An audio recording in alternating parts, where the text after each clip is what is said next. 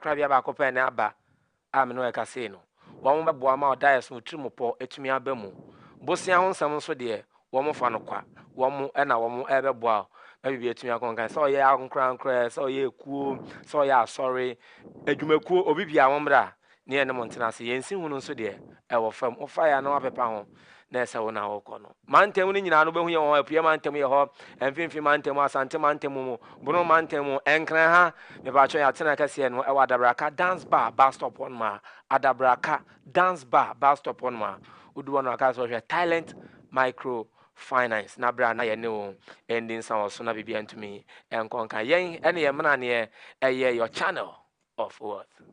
Happens to KFM Musical Center. Omo efro se ubi a oye nyom na ope ho akade ebetimi aboa. Ama onyom to adwuma no ebetimi edi mu na gina ne nan so na akọ na enim ne de. Fo weni kire mu ho. No mo ma instrument tiapo, instrument ahodin wom. Instrument a odi ye adwuma wankasa okra ni beje ne ho. A ebo ne nso eda fom sei boko. Oba ho a omo be show sikasem no eda fom. Ena ampo no sika ne ensu bebre kura no mbe hwe so aye bibi e dia fa ho ntibo modern ne kopie mu akra zongole ne ho na KFM Musical Center wonom e wo kwa ombe hwa ma bibi aye kama kama e dia ma Sanso na me no e ka say no dada ba tech hub e the phones papa ne dia ba jaman so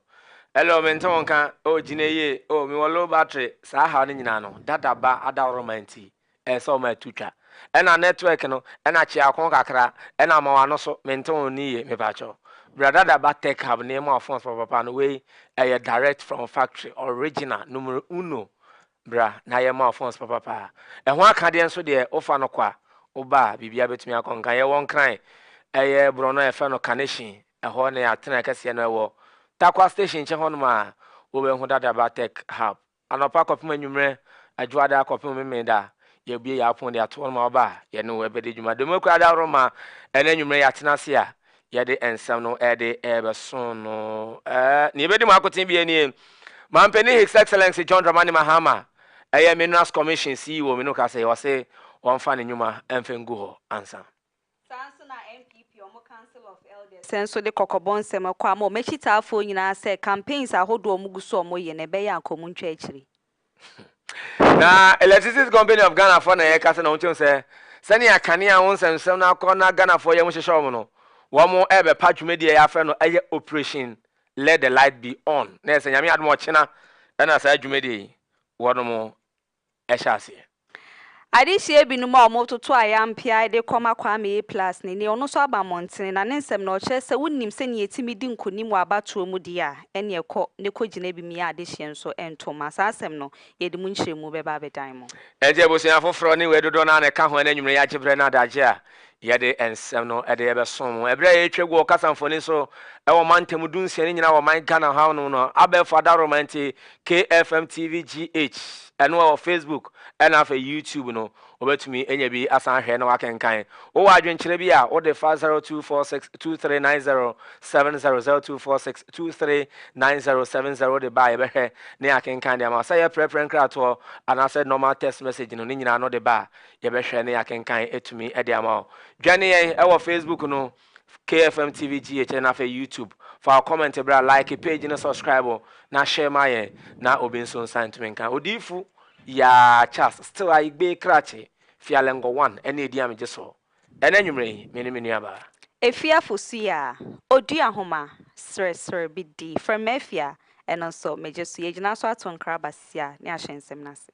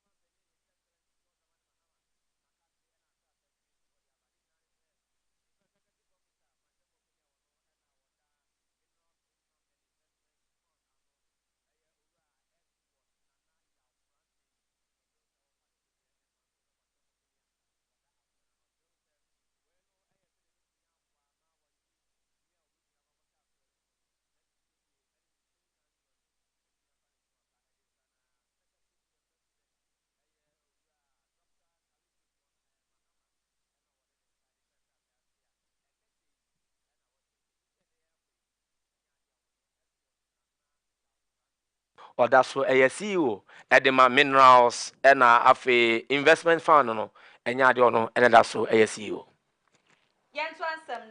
Na yɛn kɔnsɛm foforɔ mu dɔm kuma no baa no dani a ɔno wɔ mmarahyɛ badwa fie yɛ onimonyamfoɔ Alexander Kwame na afɛnyɔmaken na ɔde nsɛm ahodoɔ na aba abɛto adwa na saa nsɛm wɔ sɛ ɛto ama ne ɛyɛ Ghana mampani His Excellency John Dramani Mahama wɔkyerɛ sɛ adehyɛ binom a wɔbobɔ wɔn din sɛ ministerial positions ahodoɔ no wɔn mbɛfɛn di so mboama Ghana nkyekyereɛ ne ne nkan kuro ntimi nkɔsoɔ no wɔkyerɛ sɛ wɔamfa kwan papa a ɛwɔ sɛ wɔfa soɔ na ɛwɔ sɛ nke besi mmarahyɛ badwa fie ma ɔmo baaban nsɛm mu hwehwɛ mu ne adeadeɛ nanso wɔbɔ din na ne ɔde bɛto sɛ gban na kyerɛ sɛ breaches kakra aba ho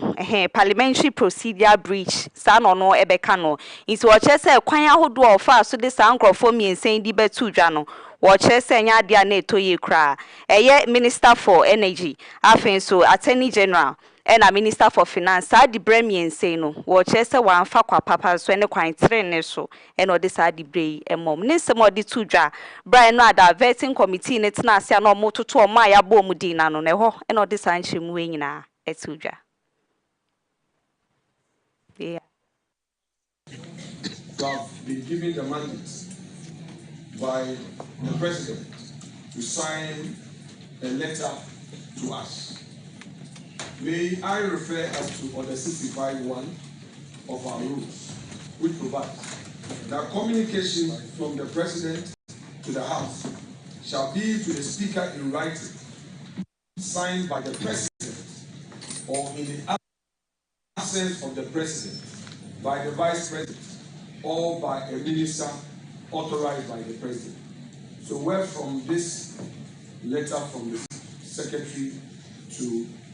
Parliament. So ab initio, President Mohammed's government has breached the standing orders of this House. He failed to write directly to Parliament. He got his secretary to write to us. And even so, that letter from the secretary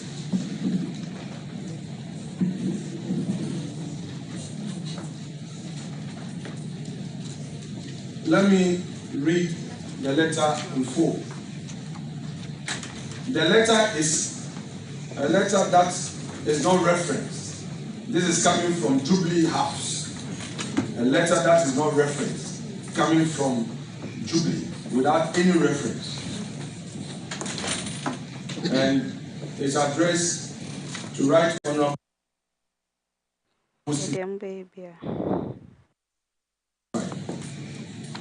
nomination of ministers.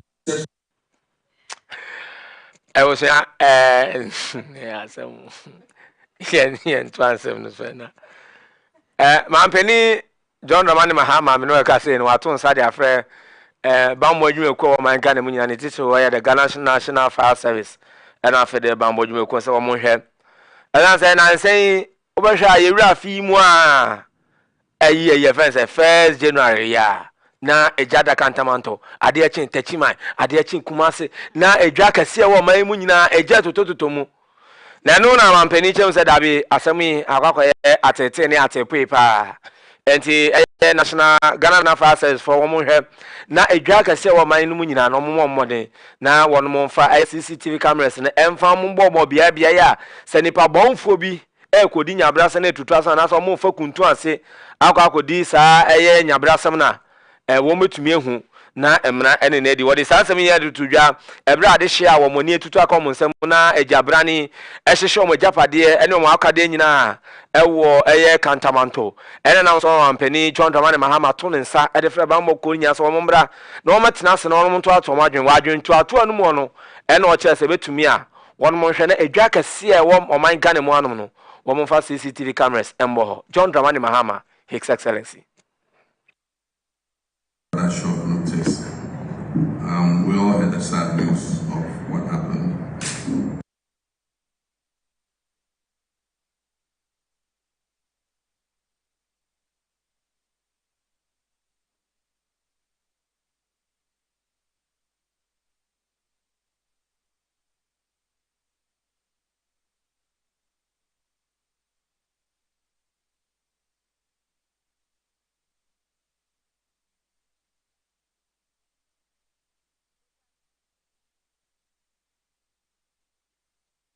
The loss of capital, the loss of goods has been very heavy. And so we asked Nana Jane to pay you a visit and to let you know that we're concerned about what happened. And today I got the opportunity, and so I said that I wanted you to come so that I'll listen to you, speak with you, and see in what way government can be of assistance to you. One of the first things we need to do is to prevent these fire outbreaks from happening. In some cases, it might be due to wrong wiring and things like that, or use of inferior materials. But in some cases, too, we can't rule out what we call arson, that is deliberately, people deliberately setting fire in order to cause destruction. I remember it happened before in 2013 when I was newly sworn in as president of market fires in almost every market, which was quite unusual. And in many cases, the investigation showed that people deliberately set fire in order to just cause chaos and confusion. Yebusiayen call and send for from ye called the New Patriotic Party MPP Amenu Kono Wonom Akache. Na National Council of Elders edema the New Patriotic Party MPP Amenu Kono modern krata bi ne free wonom Akache. Edia ban krata ni mu no modern sema hodo e kwame ye chita afo ni afenso no mo gina e wo ye constituency regional and afenso national level so mo pre-debre e wa Amenu Kono mu no mo chese sisi a ne be ya nkomo mfa saa campaigns ni nto abo ni nyina omo enfanto baby sanse baby o medru sisia na ye ni brepa Brand ye kwa akoto aba fi 2024 bu no mo hwe anim se nkankonim die be kwa ama the New Patriotic Party MPP Amenu Kono nanso ama ne sa nkugo ne timi komo omo enti anum na nkrata no mo che say sisi akra no mate committee bi a eye election review committee opinion no da no eye Professor Mike Okwei na bosome miensa so no ma sha to ho a ni nyina no mo de ye nhwehwemu ahwede kobo ni nti a nkunimdie na nkwa amfa ma MPP Amenu Kono no mo chese sisi ano eno na wo se omoma omadwene ene omakoma nyina da so sanso omuhu baby a chimato obi call ye ho na betimi amoma hoden na de ankoye nyina no oma correct bibia se be ya afia ye bekwa akoto aba biemu no ometimi atimi edi nkunim so mo chese campaigns ahodo ekoso ase di brebe nkofo pre di bre wa Amenu Kono mo chese saade no enya de hu hia sisi omo mbo sa campaigns ni na ntungu baby no mo for many so se afia ye beto ababiem no ade se omo hwehwe nkunimdie kwan intine no ene wo se omo mani si omeni so inti we ni nkrata e free National Council of Elders edema the New Patriotic Party MPP Amenu Kono wo mo so ede ababeto edwa na onwanya for Dr. Dominic Ayene swafo ono no mabo ni din se ono na mehwe attention so o man ka ne mo kancha minister in charge of Attorney General and Afia Justice and what you say yeni na beka ya wo jun busu da na to so aduonu nso won fimpenu ene aduonu mienu no ade a parliament pass bill bia na eno no criminal and other offenses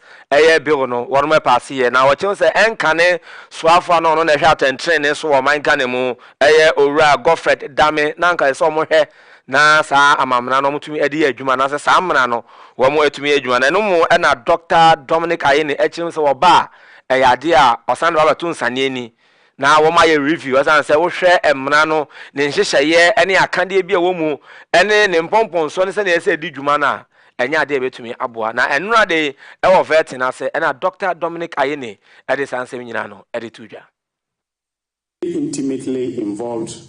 in the work of the Fiajo Constitutional Review Commission, which was headed by my own good friend and former colleague, whose secretary was my own good friend and former colleague, the current dean of the University of Ghana Law School, Professor Raymond Atuguba. I am also keenly aware of the fact that the government white paper accepted to abolish the recommendation of the commission to abolish the regional tribunals. However, an American justice of the Supreme Court, a justice of the Supreme Court of the U.S., very famous, Oliver Wendell Holmes, he once said that the life of the law has not been logic, but experience. When experience has taught us that there are deficiencies in our justice system. In fact, when the Honorable nominee was talking about the Honorable member, I'm sorry, I have been here since 9:30, you have to forgive me. When the Honorable member was talking about delays, he's a legal practitioner and he knows that the traditional court system is also plagued with a lot of delays. You also know that sometimes they disregard the fundamental human rights of citizens. During the tenure of your own government, Afoko, Gregory, when a court of law ordered that he should be granted bail, you still callously detained him, and he's in detention now. Public Utilities Workers Union, Miche PUWU. Wonom ne wamodin su enkrate fro makache ba nenkrata ni mu no modi monu yensem ena eko edi amagana mampeni His Excellency John Dramani Mahama se wetimi akọ no asan ababiem no abekonkonde amenkunimdie no etimi akwama ne wafra be ne dwana oba beboa man ban chiche ne nkan kro no etimi akọ ne nenumu ena omo chese senie wo bo man Ghana ha dum so ate senafi eje no home na na ebu mfumpa wo man mu no wo mo de nkomo hwe ni mu se nkomo ne eyendisi ameni oku no na afin so His Excellency John Dramani Mahama ebetimi aye collaborations ahodo ani nyina na eba beboa amankane a won sensem no etimi agina ne nan so papa yi den krata ni mu no General Secretary Edema Public Utilities Workers Union Miche Timothy Nyame wono enana ne nsahya ase a wo chese se ne endisi ameni oku ne ya na bibisa ekoso no sanso na ndisi ameni oku na bananka ne ani ntimi ngina ne nan so mo ba beboa no makom ntuma abo ano no metimi aye de ombe bia amanka ne ano etimi agina ne nan so biem enum no mo se chese de ebekọ akoba se ye de eye ECG adwuma yeku no ekọ akọhya ankrankra bisa san ye kaso hwere da ho na afen so nka ne ntimi ngina ne nan so ne de ebe an campaign for ensan so endwin hu biem na omo fan hyehye ne ne mangu akwem no mo fa omo ntuma mbebo omo de ano no omo boa emankane ahon sensema ekoso no dunso no etimi abrasi ebusia yingina we su na yenton krambati ye ba yeto aso.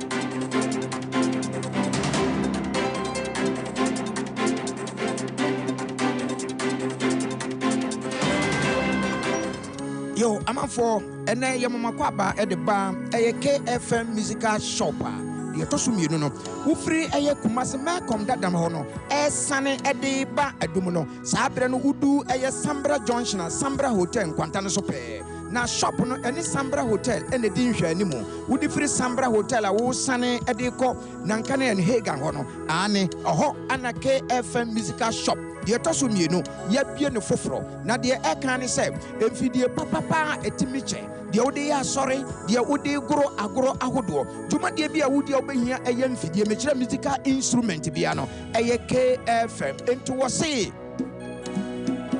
Ghana Muntie. Asante mai muntie eye KFM musical shop ana sabre ya bie no foforo mu no chan e wo prempe the second street wo free old man come down na wo sane e de ko adum no ane udu Sambra Hotel kwantane so na wa dane onsani fa so oho ana KFM musical shop yi e wo ye ne Sambra Hotel ana ehwe animo ye twan abrebia gina messe se may I proud and I say may you jar free Kumasi Dum KFM instrument store. Obi bisa sa say bo me for there what to ma woni see that what dey near my papa ejina wanim na what to ma say yes what to no bibi aka wakoma ni nyina free KFM instrument store Kumasi Dum so mi jina ho na me to no ma bitimi nya ho me ka fi say fi papa mu anim na mi jina no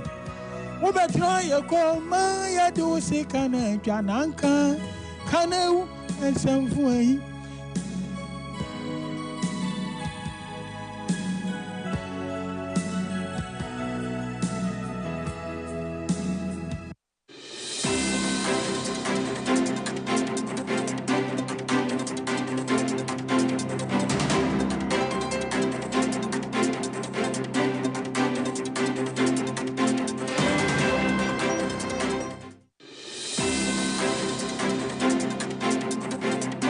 And you say, I come saying you make us say, okay, FM Cassan for the Sona that's what you upon so. Yeah, there's some few concurrent offices, any baby, and I Benada, and then swear up a promise that also do a 14th, do 9. After Afi Busumia Copa. Yeah, and then 14th. Yeah, bonfires, I hear so about next week, then I see. But this month, I have 5 weeks in the room. I have 2. I can't try. I didn't hear what for. I saw by a nurse with I didn't hear what for. Yes, I am fat. I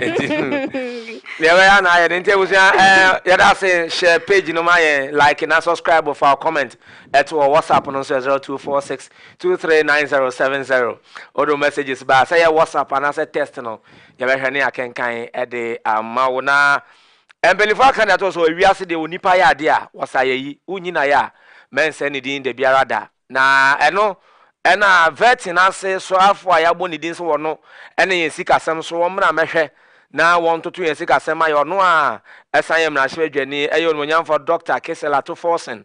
ena vetin mo no tum so o aso afo mo aba ma hwe sika sem nyina no ma ya de na ba ko no ntumi nsan ne ho de biada eyo no nyamfo wi ase tekpe was it over pano wa boy juma wadre pa was na juma so nani enti wo behwe na nam so yesi ne owo akire no esua ne wadi kan ne nante enti wo behwe se tekpe ne ntoto ye ne nhyehyeye ne nimdie ne sua hunu no wo behwe so na sanyame atom na wono mutumi veti na bibia kon kan a wa maso afo de bre no etumi aya akono ama na appetizing ama na hye nkran pa na no si ya pe na no anwumre eye owura se tekpe nka ne soafo a na wo hwe sika san so man ka ne mu nso kotena channel 1 na woni enua ba eye kai loko edin komo ene wo kire mu so o ato forcing wa ya de pa what hodin no wo hwe se ne wo yi nsam na no se ne a wonya abotre wo hwe ne nisu ne ne ba ne ne pedua se ne wo yi nsam na eye sika kra bia soafo no de wafa obeye adwuma no so simple o se adwuma no edafam ofaya na wapepa ho na de abonebo na woko enchirema ori ase tekpe wode maye eni. Proud of the two gentlemen because Honorable Gina Paul also mentioned that at a point when I was supervising Minister for Power, he was my deputy. So, this is a day in which one couldn't be, less gratified with what was going on. But that's not to take anything away from the two gentlemen, because I think the point we need to understand is that they were deputies, but remember they had been in parliaments, where many of the reforms were initiated, some of which went, awry, came to the House for discussions, for debate, and they held substantive positions.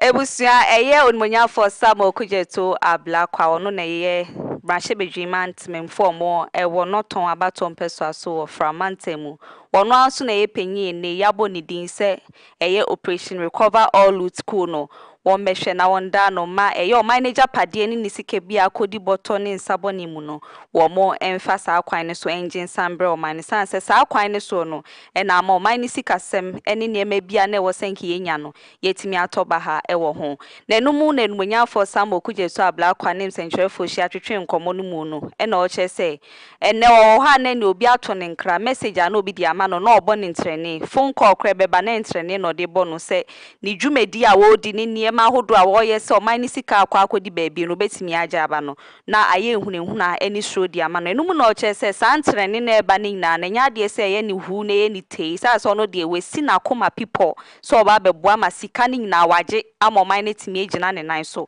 ɛna afei nso nim Nyankopɔn a ɔsom no nti no mo a mobɔ ne ntrɛne yɛ nneɛma wɔ sum ase ɛhwɛ sɛ n'anim ngu ase anaasɛ mpɔmfra ate asefo asase no wɔsi ɔno deɛ wɔnte ehwi wɔgusu agyina mu dendenden ɛde ma oral team dwumadi ne nsɛm a wɔkyerɛ mu no enie.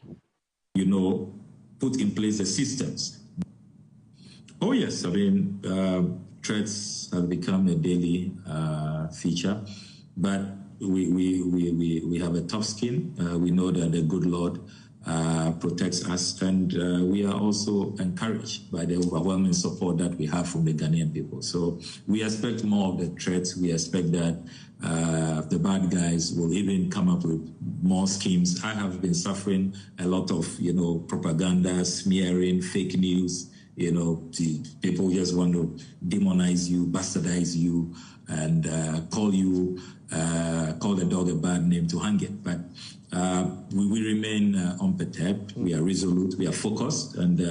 it's an honor to serve your country and to leave a legacy in such a very, positive area. So I really ignore those. I don't allow. And say where you run when you're for Samuel Okuja to Ablakwa, not Tom Rashabeni. Now, yeah, that's what you know. Answer them one. Director General, Adema National Lottery Authority, NLA. Ayura Samuel Ewuku na nkane no na na national organizer and the New Patriotic Party MPP amanyo ku no no na His Excellency nkane Garama mpeni na Nana Akufo-Addo ebo ni din ewo August Busumi no mfimpene ne duonu ba ko 2021 say wo mama ye Director General Fama National Lottery Authority NLA dwumedi watumi adi a na owura no etumi atwere krata no ade ye de akwa mama mpeni His Excellency John Dramani mama say obeda na se ne di kan say wabo adwuma pa ewo NLA honom watoto niama ema niama etumi afa ne ntoma pa de fra say de ebre wiedu say ye say ye be ne obi be ye bi wa mama eni nyina ododo akonwa nso de oba akofo ntena so nche enti wode ne debre say Director General ade ema NLA no de beto honom a enu ade wachen say fiti enu ya e sha say ene okopie mu NLA a wanye director ebiemu asan say wachen say wo be say wo ma nani ku eye na de hye wono mo ewa kwapem not abato mpeso so so mo no mato abama no se wo mo na meso mo na wo mpempuntu enkan kwa ni mpegya mfamra enti no wono abedie adwuma no wo beye obema na ni aku eye ekwapem not abato mpeso so no asom na de hye enti we de obesra mampani se ode ne dibre to ho mampani nso mpe obi a adwuma pa na adwuma so a watumi edi no obi foforo betumi aba beye ato aso pepepe na bibia na etumi akọ kanti mi no ka se de owura Samie Uku wa resign said Director General Edema NLA eye adwumakuo no Ghana school feeding program wonom asie ye na chese KHS ahodo a wo monka bomuku e wo man mu a yato mapete mantam ni nyina adunsia ni mo hwema emofra na aduane nuane o madidie mu no so ebetimi akonkan o mo na de nkrate aba montene America kan ne bede adwa sa aban ne de o mo kakesie bi pa e wo se na nkotua de mo na bebi a no mo je enuane ene afenso eho atosode ne akade a no mo de nuane ma mofra ne wo so mo kotua aka bi ni ade bebre ho nsem no ebeje ne ho me na ye papa wo man Ghana mu enum no mo chese sesia no aban na ye de ese na efata ma waba betua sika ne nyina e de free ho nti nkrata ni mu no mo de ebo hye kese e de ma eye parent no na afenso mofra ne nyina awofo ne mofra ne nyina se ni aban na ayere ne ho etua sa aka ne nyina de free ho no wo mo nso beboa meduane nua no aye nika aye akono na ye krabehwe se ne na wo mo hwe mo no wo mo ba be hye mu kena kra nya asem keto o menua aduane ne kama de amom nti o mo chese esi ade ka no metua ne nyina de free ho ade aka no eye kuma bi nti no mo so ba be bo adwuma se ne ese na efata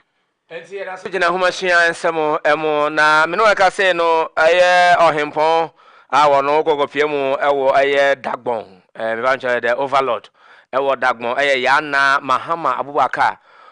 otu adehye anati adubu efina soye se wono enko St Vincent College of Education ano ewo tivido mantem so mo nko na school no wo nkotum na ne nyina no kokoba ye na ebra na kwanchefo penia wono na wo hwe school no eso me pamche principal wo hono no wo kwa homegie mu Wakwa omijemu ena yana Mahama Abubakar overlord of Dagbon wo yi obi ede koma school no so mu pese wei ene wono ebe principal eno na principal school no board no so tena ase no wo mo se o dawe yana nipa na de na ba de yempe no eno mo so mo fa ekire ekofa nipa foforo endom kofa nipa foforo ne baaye no ena me no ka se no wo hempo wo kromo che se da bia nya de oba pene na oba pene chenti se school no wono mo entum nti wo kono traditional council wo mo registrar wo hono Alhassan Abdul Fatah ono ene di omonima wode sankrato no erekoma St Vincent College of Education su apon so mo hwe Dagbon hene se wo mo entu school no ansa se wo mo amfa nipa na o kire mo se wo mra principal na ene school no o motum antine se media enti se patapapi to wo ye dem na na wo anti se ono obi nso nko na ontumi a oro ne ka wa ye den efa na beti enti no Dagbon hene na wakasa no no enti no mi do bi aba na waka awon kan so na waka enti ajeta yo Euzia Teacher Trainees Association of Ghana TTAG ha wonom enomo kase no na nsemi omo de kwa ma Ghana ban wo mo chese na obeti a asoye ehwe homesua so omo se omo ko strike obeti en so mate etue bi omo ko strike sanse niema hodo ni akade e wo so omo hia no enya de yetimi eye de momo ekoba se ya tete eya areho sanse obi bedware ahomache ahye ne natade aba begina skuku da mu acheche ade ani ade na afi ebedu ni sika seme enkoyi akade nso obehia ade akere ade ne ho nkro no banso enkoyi wo mo se de ekoso no enya ade se etwimi etwaye kra na enche bia na Colleges of Education Teachers Association of Ghana CTAG wo mo de omo strike hihye so January bosomi ne da na etoso mienu afimpi mienu ne aduonu numu emu aya ohwa na non teaching staff Association of Ghana edema education reforms omo so edeba so omo so ye kire kese chinchinchi pa na omo de no de January bosomi ne da etoso dumiensa na omo chese be hyase wa fimpi mienu ene aduonu numu womo chese se ne pempen so be na so ye hwe homesua so we ye kire ade a omo ko strike omo chese ko basai mofra ne homesua so nsem no ya na akwakoye bibie wo ho ntinke be ya de enti omo ko strikes ahodo no aban ne hwe no omo nye sai bisade ne akomaso ade ni nyina emfa mo sanso omo ye ni nyina omo de omo ogide mapa se nya ade strikes ahodo be koso na no nko ha eye mofra no so homesua sanso omo homesua no da chi ne be koye no so energy 19 penyifo nhwe no monye sansiesie ni nyina emfemfri ho ebuso yento ansem no so na yenkwa mfusefo from na yenkwa piema ntem yekwa piema ntem dia konti hene yede ma de hya wono mo ewo kwawu apradan no ewo kwawu west mensene no amu wono ana woka se no chen se nanse wo ba kwawu a efin no adokro mo efin adoso wo mani nyi ho kra na efin no kofa ba nyina nso fam ogudie tuofo bi a wafa kuntu ase na ye kana na ba krumu ono mutu fam ogudie no ene efin ko a ene ono mo ye ama o mapomuden ho nsam no akwakoto apika kra enti we di obesre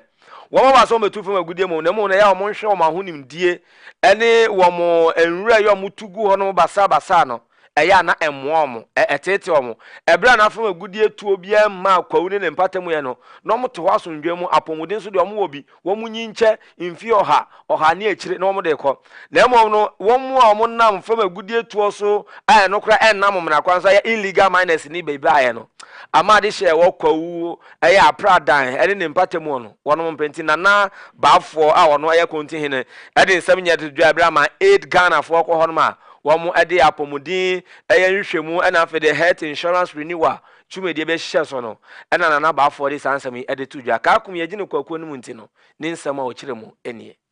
na free sigala ba ha no efidie ye so mu ba bia enso na eno nso betime de yare horo abrayen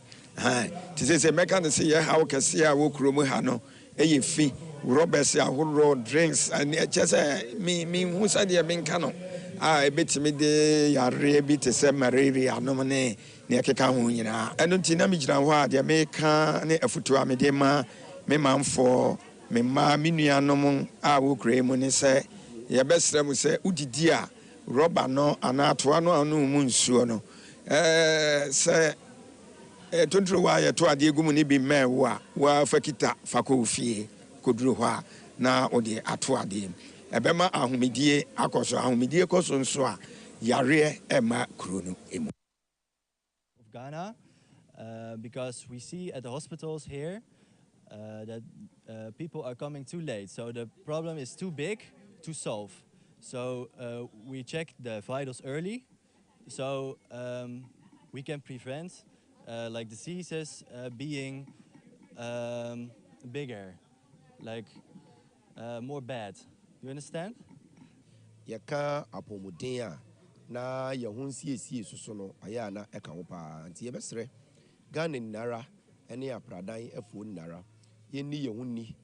na training soso a yede ekomu health screening a ekoyi wo sugar ekosoro a yaye ye forms color code abrofo no aye color code bi e wo soro pa o mo de kirewo enuane a ezese wudi na enzese wudi emra a enzese wudi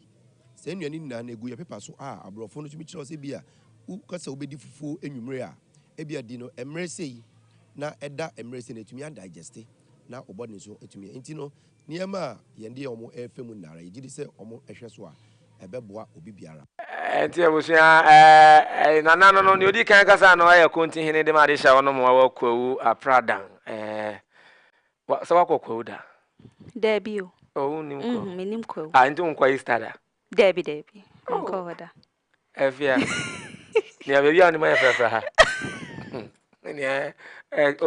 kwawu I said this year is now. Aye. KFM see a yeah, KFM. Oh, hi, come on. We now. Any walk on. Unwe fi o. Hwe kwawu ani sunyane.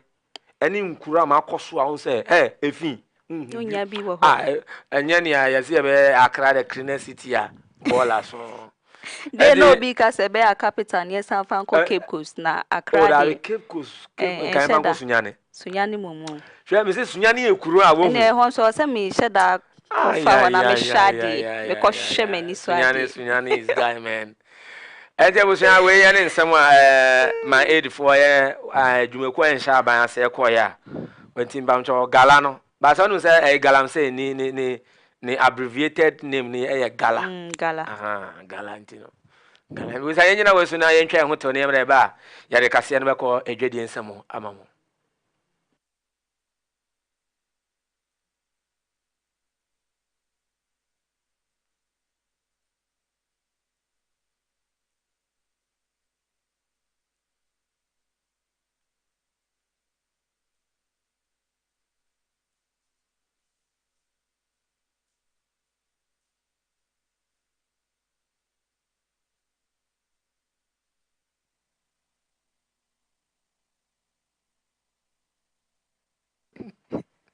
Yeah, we say esa sonda wasemu akwa aba bi mfambra KFM TV eso dia man say nyina agi atuma enanwumrei okọ eye obi afiefie mu ne nadwuma mu a wo hwa eno nya asem keto akra na nwumre nsem no ene eguso ayede esomo ne ye hwa se wedwedi nsem dia ne ekwa akopi mu ewo Electricity Company of Ghana na chesa so ye hwe yenkania ho nsensem ewo man Ghana imu nene omo de nkrata efi omo akache edi aba nkrata no omo chese omo de dwumedie bi eba abehihye so enya asem keto akreti eda so no eye operation keep the lights on na chese mankania no enyina so saa ha ne no sha se January bosom ne de to so dunum ochene ya nyankopon eye adma no omo de saa dwumedie no ebehihye so womo chese ubora eye mpotemu ahodo bi eye mantam dunsia nim nyina no omo befa de urewra baby obi wo ha waye illegal connections ahodo bi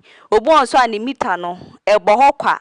wo so nkane ade bia so enya ade ese ready hwe wontua hwe na ene oda kane anim esi kra ne oso si ne so saa kasusuro no mode mo man no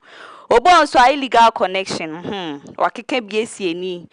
ECG fo betwe mu a moda omania no so aka asom na ne ejadem wa na chese oda kane ani musa wo mo chese nu ntina sisi a no mo bo ewra mpotemu ahodo ni nyina a mo gina eye legislative instruments LI 2413 na sa de mebubo so nyina self connections illegal ne niema ahodo nyina no o metimi abo awurem na chese o metimi ahwe bebi a ho etochima na o metimi ayensisie ewo honum wa de ka bia na ne ebo modern na hu ne fa hye wadwum se oba betwi aka ni nyina edi free ho nti we die ensem a electricity company of Ghana omode kwama Ghana de hye nyina se ne wo ho a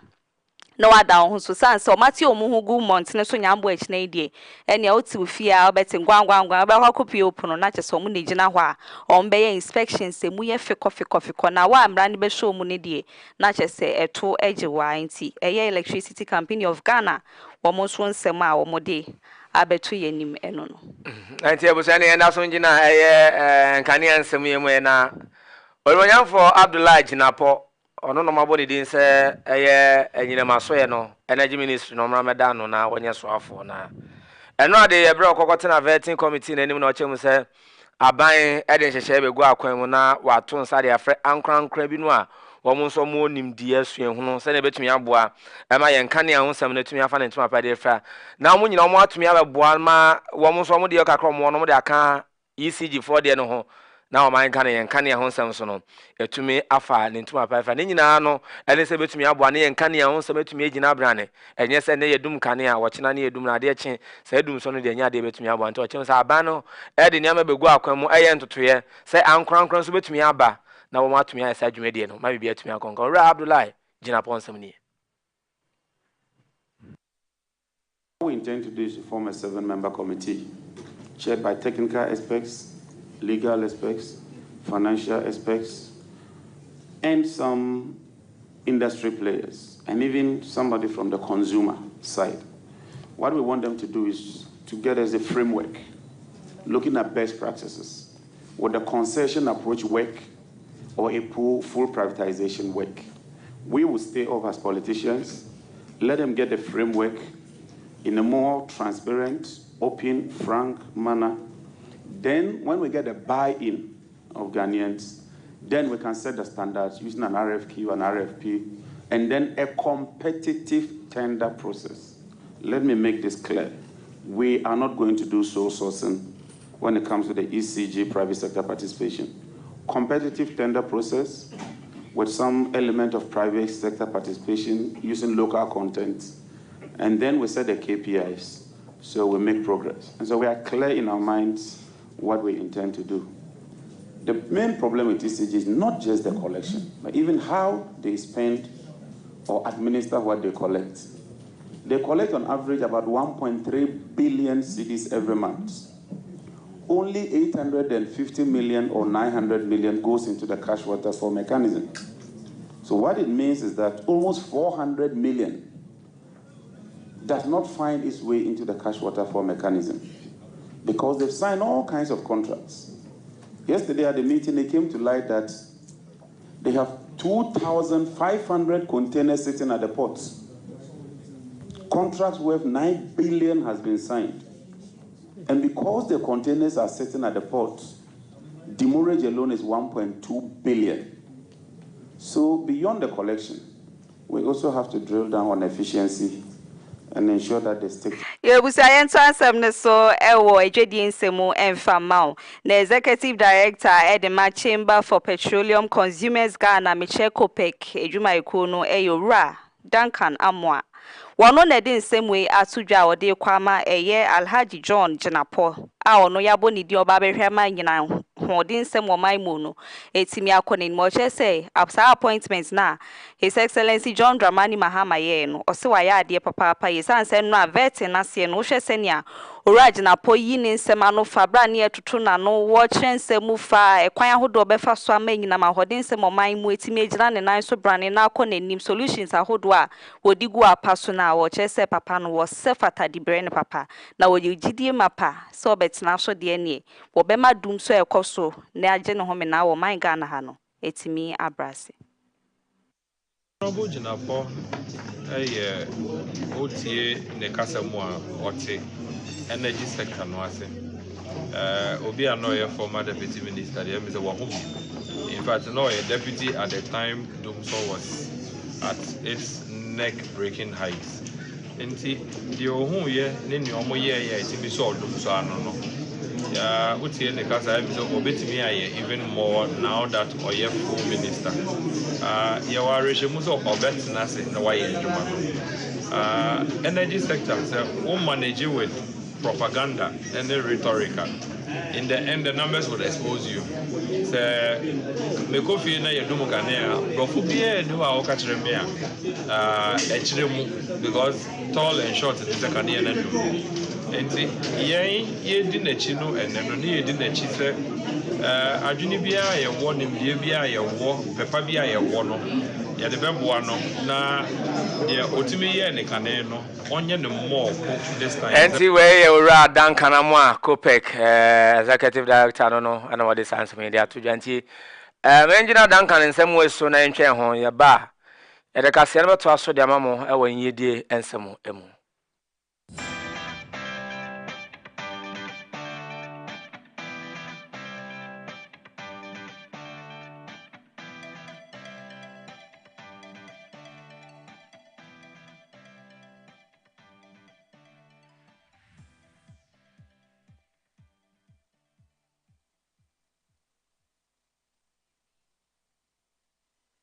eje uzama yenda masina yesa mama kwa bebium na ye ya ade asan awia ye de ebe pon ohun yesi nsu na so kokokoko se de ma ye de ye ma yenya betena ase ya no nsie de ye de ya ye be sore ken se na sports ni o na adadi voni o okay oh bye okay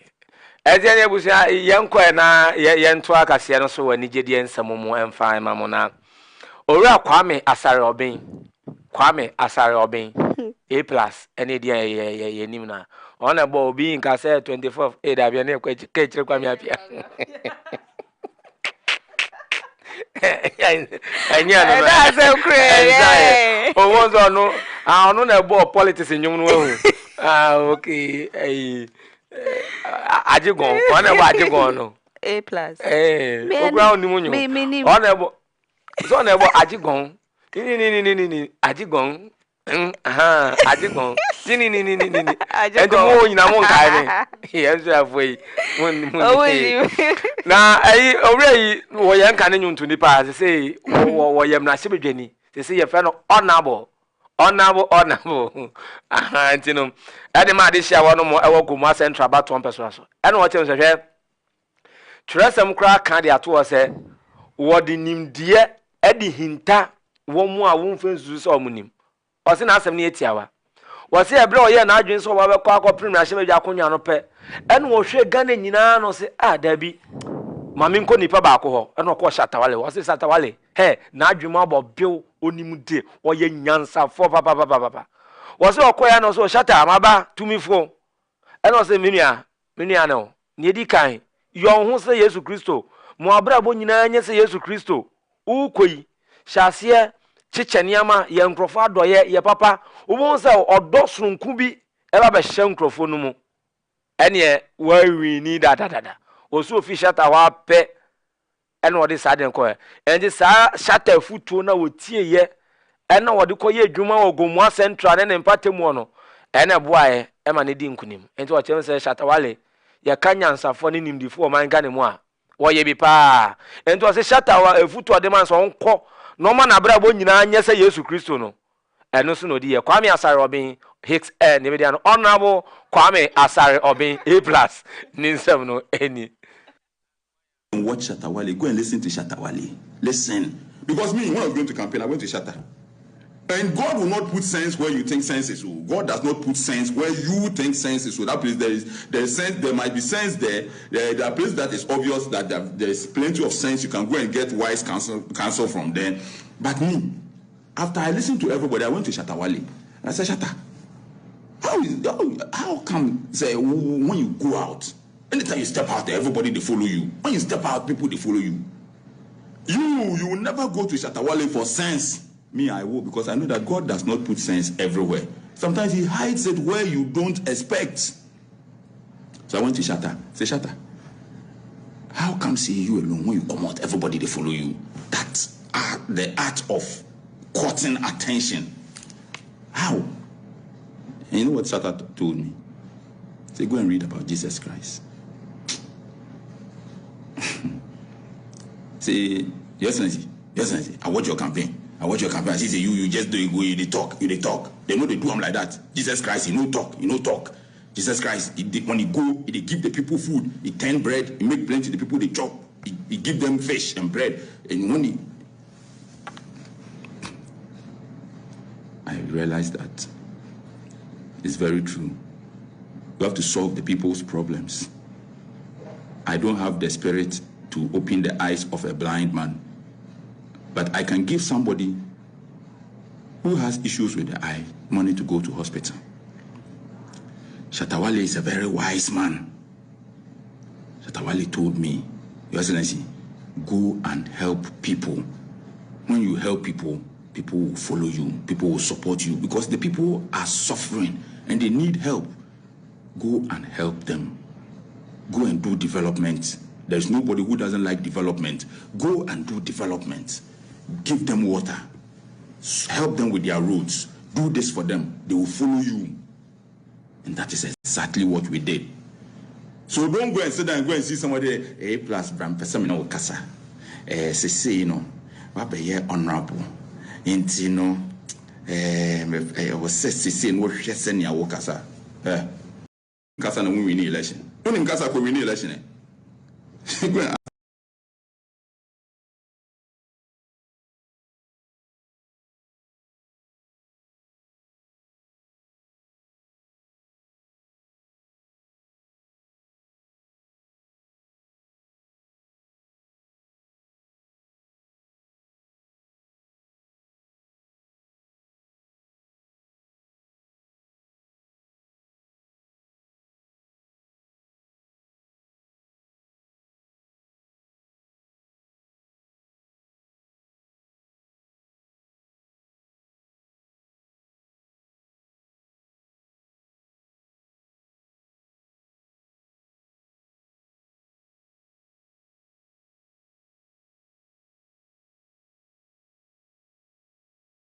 When you be on autonomy, can any be she amu bompu ni mpuan ka mbetwetwe abrabo mu nkomo ne de ekoso ne de eba ne de ekonyina no enya de atabranti ohun kra se wo hu nenum kasa ne ade o chese nya de se ekoyi na bro be yi sansem wetu wa bro ne nsentwefo shi atwetwe nkomo no enumu na ye kan se Kwame Eugene nanka nkofo bebre na ehwe anim se ne management team no mo so beba montini aba be kan bibia fa article 1 ne nsem a wode bebe tu da no ensu besi sesei enya de se mpanyifo na aba montini aba be ka hwe ne nsem nso de nkofo eguso etwe ne srani abasa sanse etwegu aba fontentan fidie ne so pa yensie ni nhwe mo de mai no ebi coming up before I be drop it ngenge. Okay, I think Kwame Eugene yeah interview be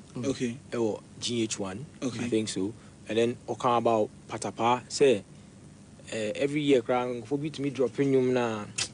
I been behind the names and things and then Patapa I think Patapa cried the same name